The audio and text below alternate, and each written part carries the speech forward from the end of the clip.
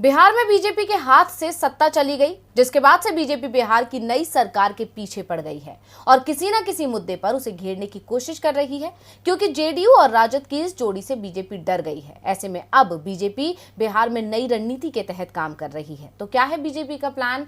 क्या बीजेपी हो पाएगी कामयाब? देखिए खास रिपोर्ट। बिहार में जेडीयू से मिले झटके के बाद बीजेपी बौखला गई है और अब नई सरकार को घेरने की तरकीबें ढूंढ रही है। वहीं दूसरी तरफ खुद को मजबूत करने की भी कोशिश कर रही है। लेकिन इस समय बीजेपी के सामने सबसे बड़ी चुनौती है नेता प्रतिपक्ष के नाम का चयन करना।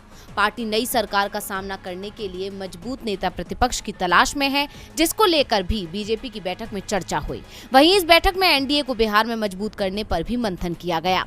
बता दें कि एनडीए से हम और जेडीयू ने तो नाता तोड़ लिया, लेकिन लोजपा के दोनों धड़ों ने बीजेपी का साथ नहीं छोड़ा। ऐसे में अब बीजेपी दोनों धड़ों पर नजर बनाए हुए है और बीजेपी की कोशिश है कि ये दोनों धड़े एक हो जाएं, जिससे एनडीए को मजबूती मिलेगी। लेकिन बीजेपी की ये कोशिश कामयाब होती नजर नहीं आ रही है, क्योंकि बीजेपी चिराग पासवान और पशुपति पारस के बीच समझौता करवाना चाहती है, लेकिन पारस इसके लिए राजी नहीं है।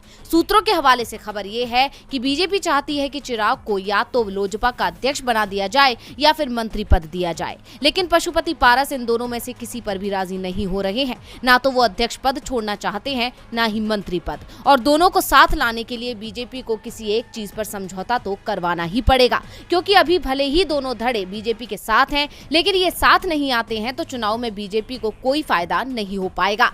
इसलिए बीजेपी दोनों को साथ लाने के सपने तो सजा रही है, लेकिन बीजेपी इसमें कामयाब होती नजर नहीं आ रही है।